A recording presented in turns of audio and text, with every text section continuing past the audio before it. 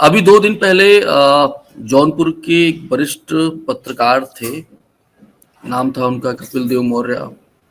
हमारे इस चैनल पे आपने लोकसभा चुनावों के दरमियान जो है बहुत सारे वीडियो डिस्कशन आपने देखे होंगे, खासतौर पर वो पूरा जौनपुर लोकसभा को लेकर जब हम लोग बात करते थे, मछली शहर को लेकर बात करते थे, और जो यूपी के खासतौर पर अवध रीजन के जो मसले हैं इन पर बात करने के लिए अक्सर मैं किसी को शामिल करता था अपने साथ में, जिससे मैं बात कर सकूं। तो उसमें कपिल देव मौर्य एक बड़ा नाम थे, और अचानक उनका हार्ट अटैक हुआ और उनका निधन हो गया।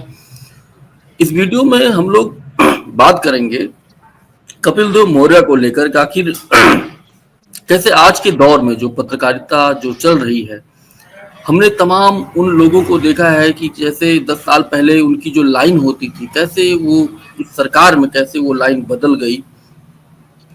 और कपिल देव मौर्य के बारे में जब भी चर्चा होती है तो उन पत्रकारों में उनकी गिनती होती है जो बहुत जुझारू होते थे। वो किसी से कुछ भी कहने से डरते नहीं थे, किसी के खिलाफ कुछ भी लिखते थे, कुछ भी, मतलब मेरा सेंस ऐसा नहीं है, कुछ भी अंड बंड नहीं लिखते थे, मतलब जो चीजें रहती थी उसी के बारे में लिखते थे।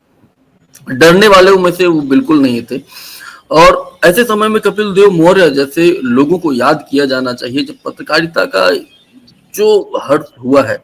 अभी हम लोग देख रहे हैं संभल को लेकर क्या कुछ चल रहा है और कैसे मीडिया में रिपोर्टिंग आ रही, खासतौर पर ये 10 साल में ये चल ही रहा है। ये कोई संभल इकलौता मसला तो है नहीं, ये लगातार हो रहा है, पूरे सूबे में हो रहा है, पूरे भारत में हो रहा है।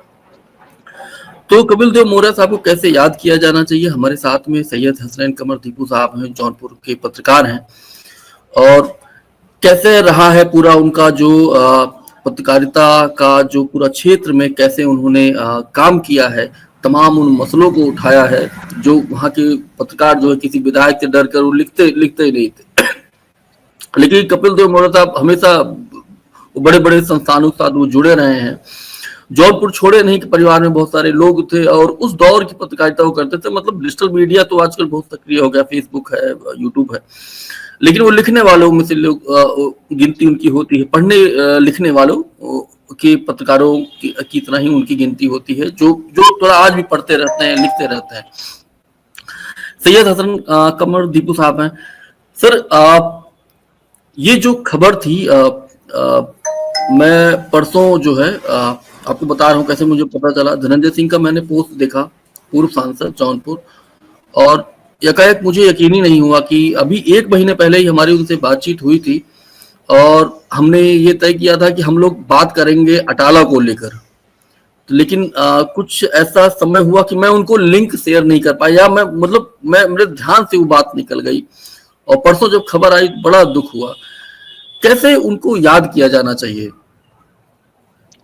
सबसे पहले तो चरण जी आपका धन्यवाद कि आपने जौनपुर के जो वरिष्ठ पत्रकार रहे प्रेस क्लब के अध्यक्ष कपिल देव मौर्य जी को याद किया।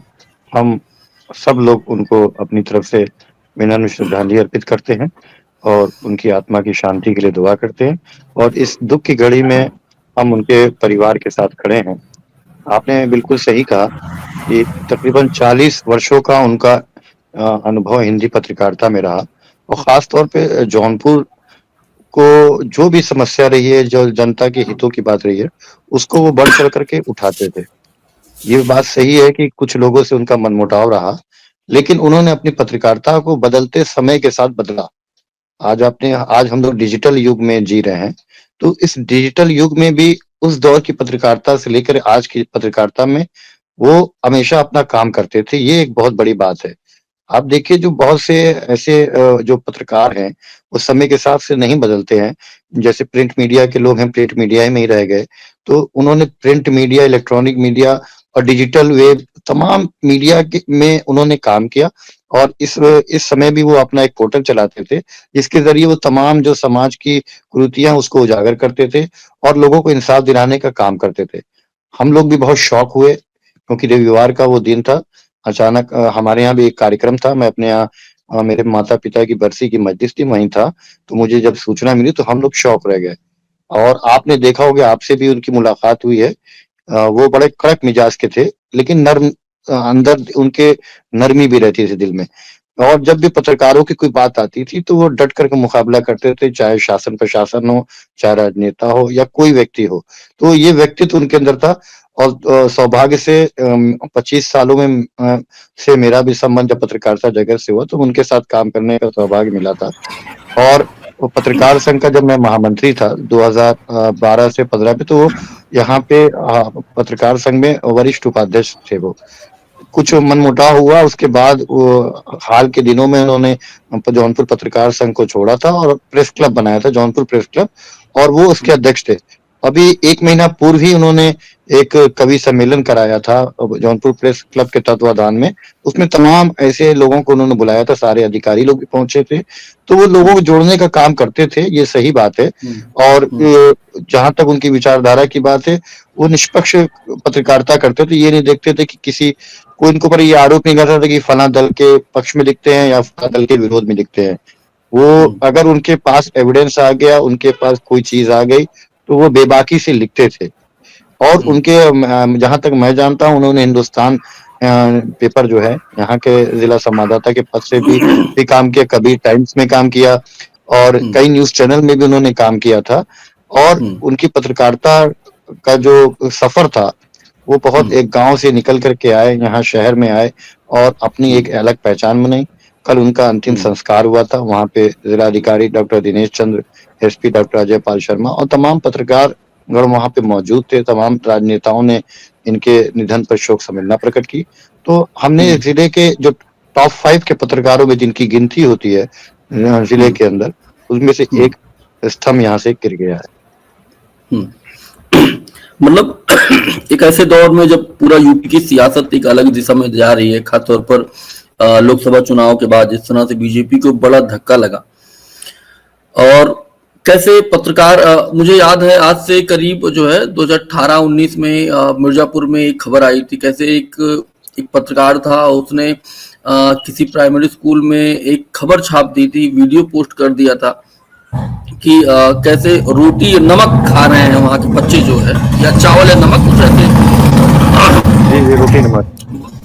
बाद में पता चला उसके ऊपर मुकदमा सरकार ने कर दिया था, जिलाधिकारी ने कर दिया था। तमाम ऐसे केसेस उत्तर प्रदेश में समझ में आ रहे थे। अभी जिस तरह से दौर चल रहा है और जौनपुर की सियासत भी कहीं ना कहीं बदल रही है। अभी अटाला को लेकर जो मसला भी खड़ा हुआ है, ये बात अलग है, सुप्रीम कोर्ट का जो आदेश आया है कि तब तक उस पर कोई सुनवाई ना हो, अभी आगे का कुछ प्रोसेस ना हो, तभी खत्म हो गया है।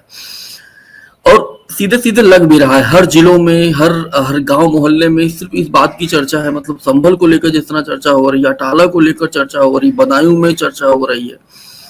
कितना मुश्किल है पत्रकारों के लिए आज के दौर में पत्रकारिता करना। और ऐसे में कपिल देव मौर्य साहब सब कुछ लिख देते थे, साफ साफ लिखते थे। कैसे आप अलग मानते हैं? क्या अब उनके जाने के बाद जो है उस कमी को, मतलब उस दौर, मतलब ये जो पत्रकारिता का जो उनका तेवर था, जो लिखते थे, क्या जौनपुर में होगा? बिल्कुल। देखिए, हमने एक बड़े पत्रकार को खोया है। और जहां तक मुझे याद है कि जब मैंने पत्रकारिता शुरू की थी तो यहाँ पे 4-5 नाम बड़े पत्रकारों के थे जिनसे लोग सीखते थे। उनमें एक नाम कपिल देव मौर्य जी का भी था। और मुझे याद है कि दैनिक जागरण के यहाँ ब्यूरो चीफ ओम प्रकाश सिंह जी थे, अमर उजाला के श्री कैलाश नाथ सिंह जी थे, और हिंदुस्तान के यहाँ पे राजेंद्र सिंह कुमार सोबी जी हालांकि लखनऊ चले गए। लेकिन जिले में जिस तरीके से 3 ही 4 पत्रकार हैं जिनके लोग देखते थे कि आज वो क्या लिखेंगे, क्या खबर करेंगे।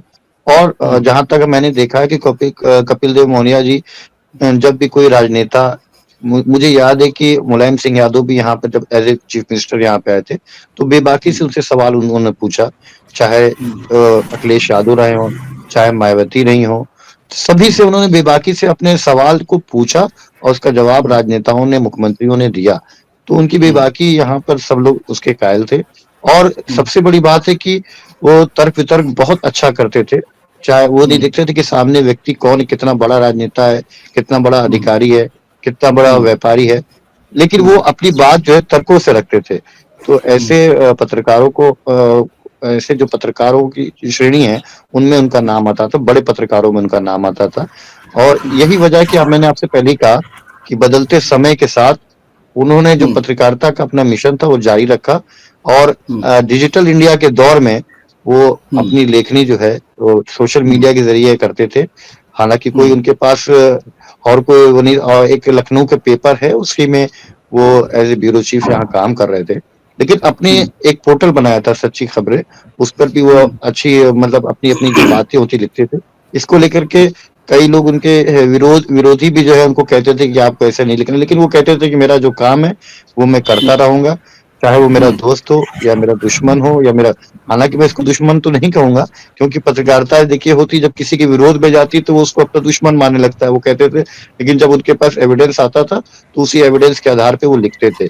और समाज में जो जो भी कोई बुराइयां होती थी, अभी हाल के दिनों में मुझे याद है कि तकरीबन 1 साल पहले एक मामला हुआ था। एक पत्रकार को लाइन बाजार के एसएचओ ने बुलाया था और फर्जी मुकदमे में फंसाने की उनको धमकी दे रहे थे। तो उसको हम्म, लेकर के जिस बेबाकी से कपिल देव मौर्य थाने पहुंचे, मैं भी वहां पे पहुंचा था, और हम्म, उन्होंने कहा कि नहीं, एक पत्रकार है, इसके उसकी एक गरिमा है, और आपको अगर हम्म, पूछताछ करनी तो मेरे सामने करिए, और हम्म, कोई मैं मेरे रहते कोई फर्जी मुकदमे में नहीं फंसा। तो ये बेबाकी उनके अंदर थी, वो फौरन हम्म, पहुंचते थे। और इसी को हम्म, लेकर के कई लोग उनको कहते थे कि नहीं आपको इससे, और एक चीज और आपको बता दें कि इसके पहले करीब 2-3 साल पहले वो बीमार हुए थे। उनको दिल का दौरा पड़ा था, तब वो ठीक हुए थे, लेकिन बावजूद उसके डॉक्टरों ने कहा था कि आप ज्यादा पेन मत लीजिएगा, ज्यादा वो इस पे मत फोकस करिए। लेकिन क्योंकि पत्रकारिता एक मिशन के तौर पे वो लेके चलते थे, और हम्म, देखिए कि उनकी जो मृत्यु हुई, निधन हुआ, वो आपने बताया कि अटाला प्रकरण पे उनसे बातचीत करना था, तो हम्म, जाते जाते भी उन्होंने पत्रकारिता को नहीं छोड़ा, और हम्म, दिल का दौरा पड़ने से उनका निधन हुआ।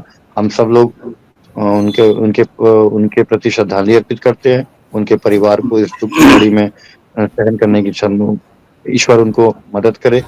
और हम लोगों ने एक पत्रकार को खोया है जी। हम्म।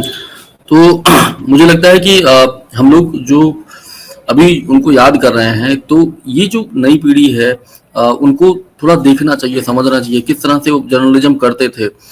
बहुत सारे लोग जैसे उन बुजुर्गों, जब मैं लोकसभा चुनाव के दरमियान वहां गया हुआ था, जौनपुर में था, वहां पर काफी लंबे समय तक था। उस समय मैं देख रहा था बहुत बुजुर्गों से बात करते हुए, कुछ लोगों से मेरी मुलाकात उन्होंने कराई थी, तो कहते थे भैया जैसे ये हैं, इससे पहले भी थे, इससे पहले भी थे, मतलब ये इनका तेवर कभी बदला नहीं। आज के दौर में जो नया यूथ है वो उनसे सीखे कैसे जर्नलिज्म होता कैसे है, बिना डरे बिना सहमे अपनी बात को रख देना, सवाल पूछ लेना। इस वीडियो में यही इतना ही। आप देखते रहिए शैलेंद्र सिंह लाइव। बहुत बहुत शुक्रिया, धन्यवाद।